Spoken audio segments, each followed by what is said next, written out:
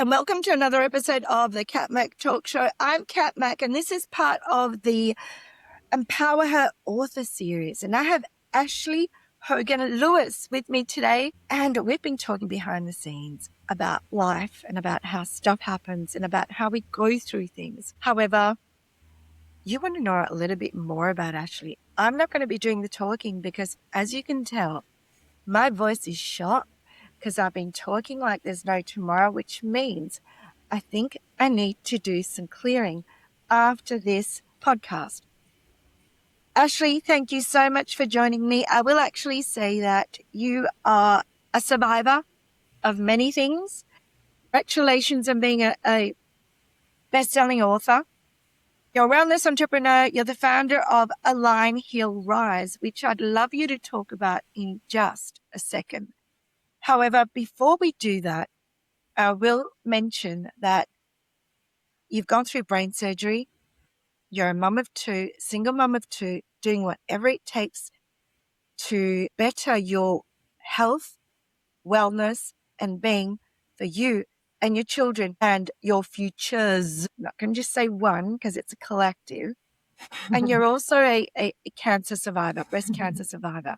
And that rings very close to my heart because my godmother passed from cancer at the very early age of 42. And thank the world and the Lord that you are still here with us to share your vision, your stories, and your healing powers, because through your stories come stuff. So, Ashlee, why did you decide to go, you know what, I'm just going to write my story down and blurt it all out and be scared and all that stuff that goes with writing your story? So I was honestly inspired by my 10-year-old daughter. She loves to read, and taking a bold step out of my comfort zone not only set an example for her, but you're such an inspiration of how strong you are. And really, I continue to have people ask me, when are you going to write your story? I am not someone, I never thought I would write a book, but because of my 10-year-old, she loves to read. I thought, why not? Why not just do it? And isn't that inspiration? Because she is now going to take that away and it's part of your legacy. So she can turn around and go, guess what? Mum was in a book. And that's pretty cool. Yeah. And know that I bet the fact that you were so raw and personal, and I've actually quoted you, and I'll talk about the quotes that hit me, resonated with me, because remember, it's all about me. Reading your story is all about me. Because if people will read it and resonate and they'll get something from it, leaving a legacy is something to be said. Because there are women out there that will read your story and get something from it. And from that, you're actually creating a change. It's like a roll-on effect. It's like that little ball. It's like the ball of wool, the small one that gets bigger and bigger and bigger as it rolls. Because I bet from the power of this visibility that you've just done, people are reaching out to you even more. Yeah. And selfishly, how does that feel? It feels amazing. It's honestly one of the greatest accomplishments I've ever had. And I'm very proud of myself. In fact, this morning I was meeting with someone, they needed some help. I'm a notary by trade as well. So they needed help with legal documents. And she just kept saying, I'm so anxious. I don't know how to handle this. I don't know how to move forward. And I said, well, have you read my book? And she's like, you wrote a book? I said, I didn't write a whole book. I just wrote in a chapter. But I encourage you to read it because it's so inspiring. And every woman in there has gone through something different. And the way every person, every woman in the book deals with how to get over the hurdle is different. Mm-hmm. So I am glad that you said, have you read my book? Because you actually answered two of my questions. What would you suggest to a woman that would say, how do I get out of this funk? How do I do the stuff? And you did that by, you know what? Go read my book. So with women out there that have gone through stuff, what is one tip that you can give that helped you rise above and keep you positive, because you have gone through brain surgery. You are a breast cancer survivor. But what you don't do is you don't. One thing I love, yeah, you know exactly what I'm going to say. Mm-hmm. You don't sit there and go, I'm a victim. No, that's not what it's about. No. So if you can share with me your wisdom, I'd love to hear it. Yeah, you can't live in victim mentality. Once you let that mindset set into you, it sucks you in like, like a bad horror movie or anything like that.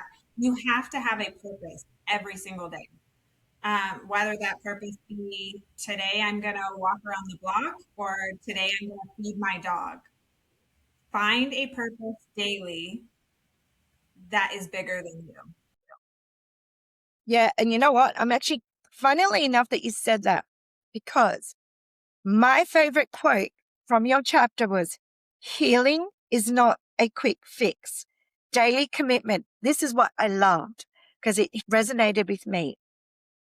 It's a daily commitment, which is exactly what you just said.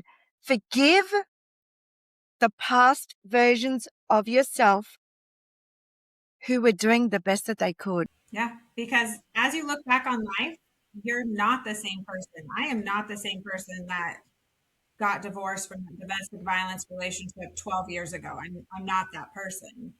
And you have to look every day as a blessing. And what if that event didn't happen? Where would I be today?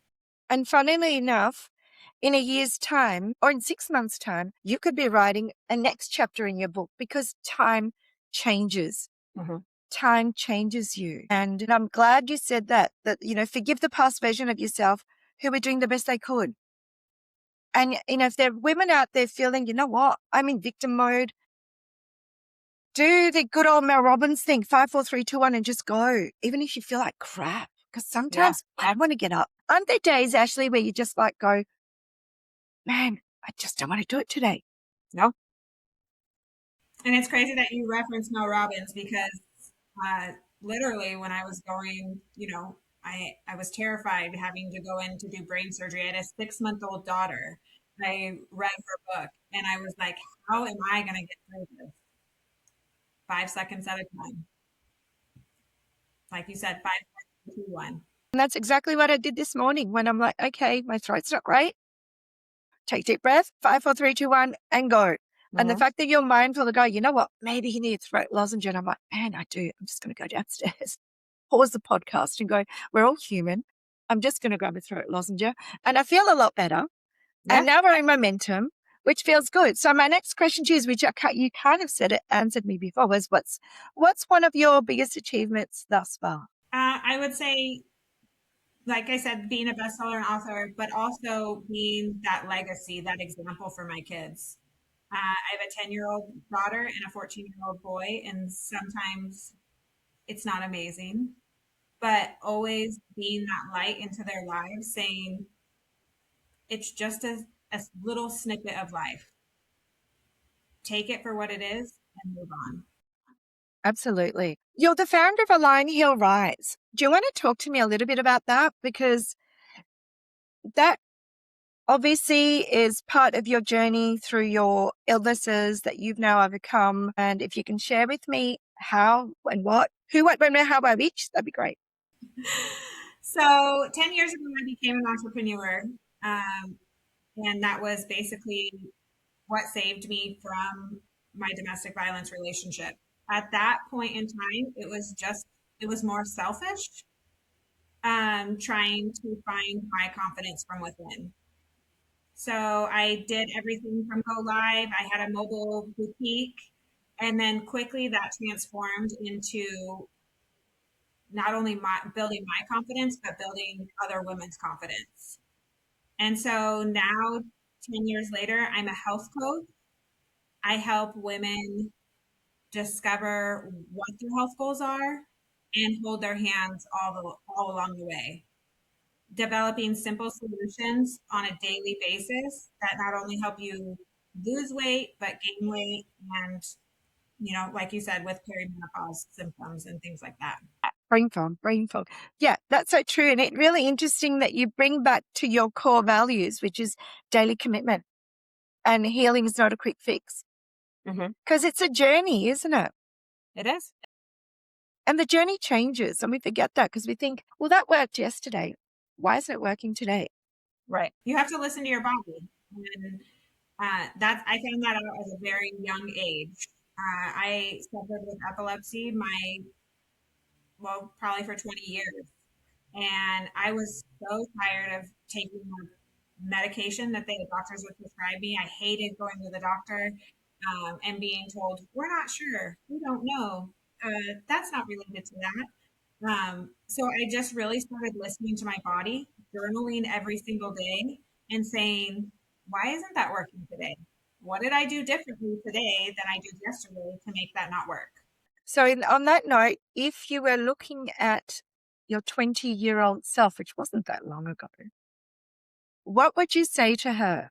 I would tell her to listen.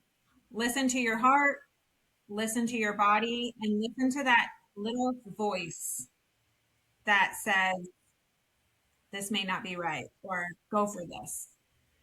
Because if I would have done that 20 years ago, man, I don't even know what I would have been. But also pray daily and, work on your mindset and dive into things that sometimes are the hard things to do. Yeah. And sometimes we avoid. Because we're stubborn. So true. Ashlee, thank you so much for sharing. I am so glad that you're here with us, sharing your positive nature. I'm going to say it selfishly.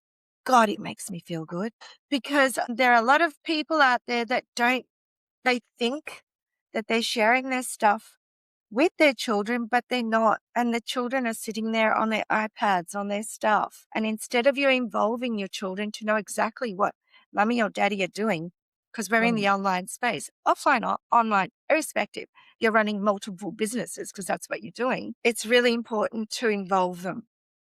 It is. So Ashlee, thank you so much.